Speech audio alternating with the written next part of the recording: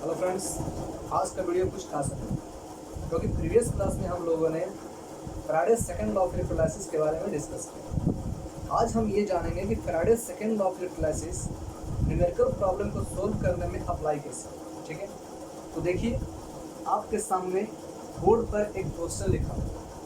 Question क्या है? 3 electrolytic cell A, B and C containing solution of ZnSO4, AgNO3 and CuSO4 respectively connected in series। अब ध्यान दो, सबसे बड़ा बात यहाँ क्या है? Connected in series. Connected in series मैंने आपको बताया था कि Faraday's second law of electrolysis में 2 और more than 2 electrolytic cell are connected in series. तो जब यहाँ दिया हुआ है कि 3 electrolytic cell A, B and C जिसमें electrolytic solution ZnSO4, AgNO3, CuSO4 मौजूद है, ठीक है, और ये तीनों इलेक्ट्रोलाइटिक सेल सीरीज में कनेक्टेड है, इसका मतलब जो है कि यहाँ पर second law of electrolysis use होगा। ठीक है, और सेकेंड लॉ ऑफ इलेक्ट्रोलाइसिस क्या कहता है? WAG upon WCU is equal to EAG upon EC। ठीक है, सेकेंड लॉ ऑफ इलेक्ट्रोलाइसिस से ये हम प्रूफ कर चुके हैं। ठीक है, अब ध्यान आगे क्या कह रहा है? एक current of 1 ampere is passed.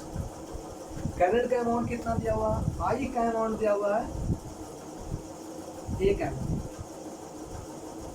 ठीक है, अब कह रहा है इस पास थ्रू देम, इस सॉल्यूशन से 1 एम्पियर का करंट पास किया था। ठीक है, तो जब इन सॉल्यूशन से ZnSO4 से अगर इलेक्ट्रिक करंट पास किया जा रहा है तो हम जानते हैं कि it will dissociate into its constituent and give Zn plus plus plus Cu4 minus. ठीक है, अब थोड़ा सा चेक कीजिए, यहाँ Zn जो है, यहाँ Zn जो है, देखिए यहाँ पर ZnSO4 फॉर्म क्या कर रहा है? Zn plus plus plus SO4 minus. ठीक है, यानी इसका मतलब है कि ये जो ZnSO4 है, ठीक है, यहाँ जो ZnSO4 है, Zn का वैलेंसी यहाँ पर कितना आ रहा है? 2 आ रहा है, यानी 2 इलेक्ट्रॉन यहाँ पर क्या हो रहा है? ट्रांसफर हो रहा है। Hence we can say valency factor for zinc is equal to 2। उसी प्रकार अगर CuSO4 में इलेक्ट्रिक करंट को अगर पास किया जाए, it also can dissociate into its constituent and give Cu plus plus और प्लस SO4 माइनस माइनस। ठीक है, यहाँ पर भी इलेक्ट्रॉन ट्रांसफर हो रहा है, वो कितना हो रहा है? 2 इलेक्ट्रॉन ट्रांसफर हो रहा है। Hence we can say valency factor is 2। But in case of AgNO3 it will dissociate into its constituent and give Ag plus और प्लस NO3 माइनस। यहाँ पर केवल एक ही इलेक्ट्रॉन क्या हो रहा है? ट्रांसफर है। ठीक है, और जब यहाँ पर एक ही इलेक्ट्रॉन का ट्रांसफर हो रहा है तो इसका वैलेंसी फैक्टर जो होगा वो कितना होगा? ठीक है, वैलेंसी फैक्टर जो होगा यहाँ पर कितना होगा? ठीक है, चलिए, तो अब क्या कह रहा है यहाँ पर कि a current of 1 ampere is passed through them until 1.08 gram of Ag is deposited। अब कह रहा है इसमें से 1 एम्पियर का करंट तब तक पास किया जाता है जब तक कि Ag का 1.08 ग्राम कैथोड पर डिपॉजिट न हो। ठीक है, कैथोड ऑफ सेल B पर डिपॉजिट न हो जाए। तो हमें कैलकुलेट क्या करना है? हमें कैलकुलेट करना how long did current flow. हमें ये कैलकुलेट करना है कि कितना देर तक करंट फ्लो किया है। ठीक है, and also find out the mass of copper and zinc. और इसके साथ साथ हमें मास ऑफ कॉपर कितना डिपॉजिट होगा, मास ऑफ जिंक कितना डिपॉजिट होगा, इसे भी कैलकुलेट करना। ठीक है, तो देखिए गिवन इन क्वेश्चन, किसी भी क्वेश्चन को सॉल्व करने से पहले हमें ये देखना है कि कौन कौन सा अमाउंट गिवन इन क्वेश्चन दिया हुआ। ठीक है, हाँ ध्यान दीजिए। सबसे पहले तो हम जान रहे हैं यहाँ पर second law of electrolysis use होगा, और सेकेंड लॉ ऑफ इलेक्ट्रोलाइसिस क्या कहता है? WAG अपॉन WCU या WA upon WB is equal to E upon E भी, कुछ भी कर सकते हैं। ZnSO4 से वैलेंसी फैक्टर कितना निकलेगा? 2 होगा। CuSO4 से वैलेंसी फैक्टर कितना निकलेगा? 2 2 निकलेगा, AgNO3 से वैलेंसी फैक्टर कितना निकलेगा 1 निकलेगा, ठीक है।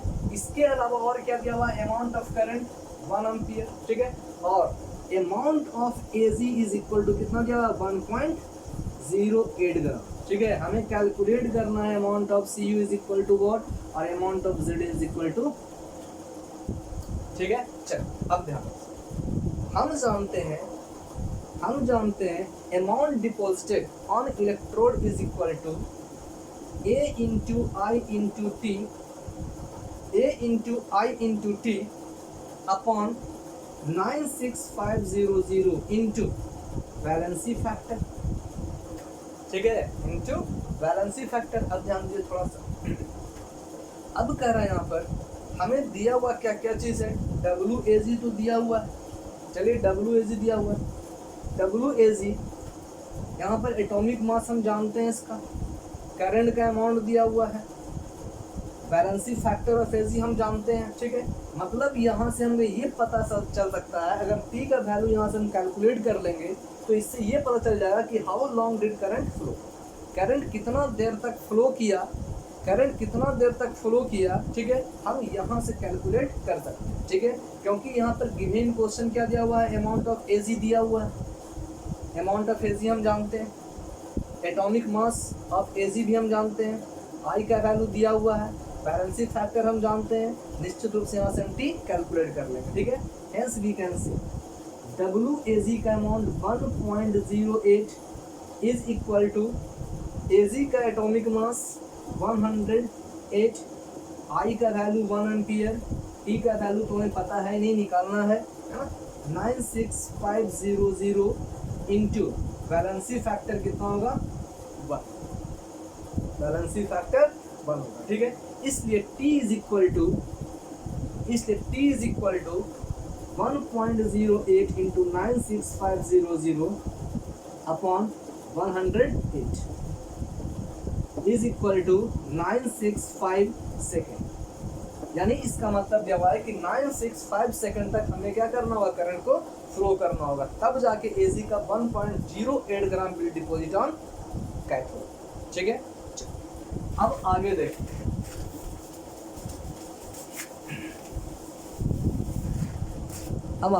हैं, हमें अब कैलकुलेट क्या करना है, हमें कैलकुलेट करना है amount of Cu, amount of Zn is equal to what, यह कैलकुलेट करना है। अमाउंट ऑफ Ag को हम लोगों ने कैलकुलेट कर लिया है, कितना है, तो गिवन क्वेश्चन 1.08 ग्राम गिवन क्वेश्चन। अब देखो, from second law of electrolysis,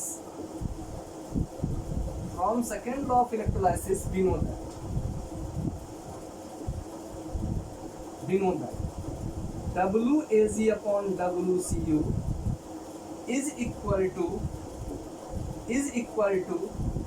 EAg upon ECU, ठीक है। और E equivalent mass is equal to क्या होता है, atomic mass upon valency factor, तो इसका atomic mass of Ag upon valency factor of Ag, ठीक है। इसे मिटा देते हैं,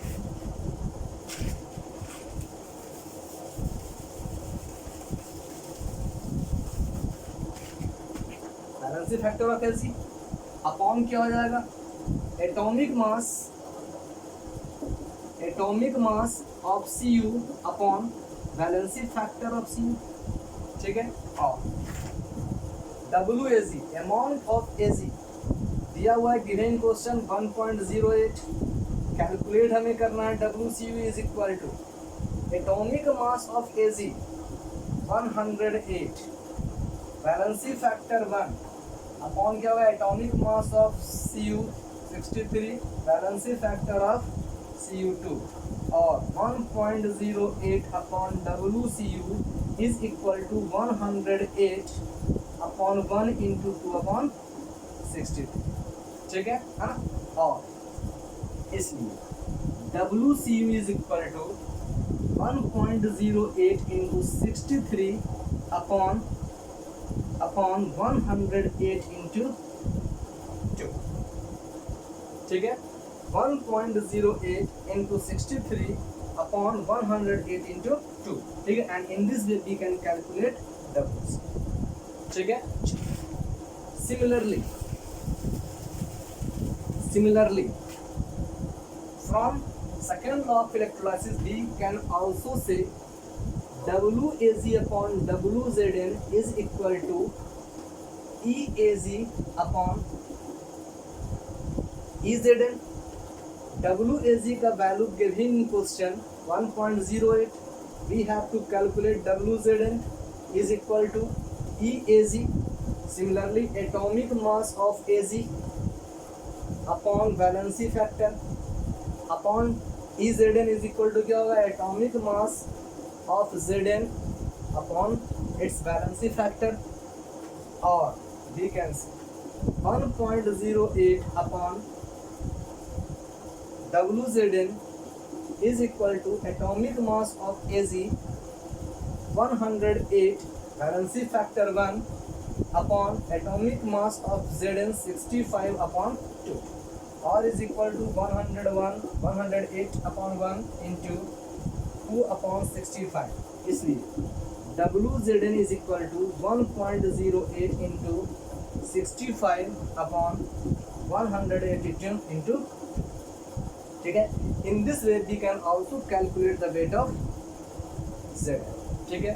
तो इस तरह से हम सेकंड लॉ ऑफ इलेक्ट्रोलाइसिस का यूज करके अमाउंट ऑफ Cu और अमाउंट ऑफ Zn को कैलकुलेट कर सकते, ठीक है।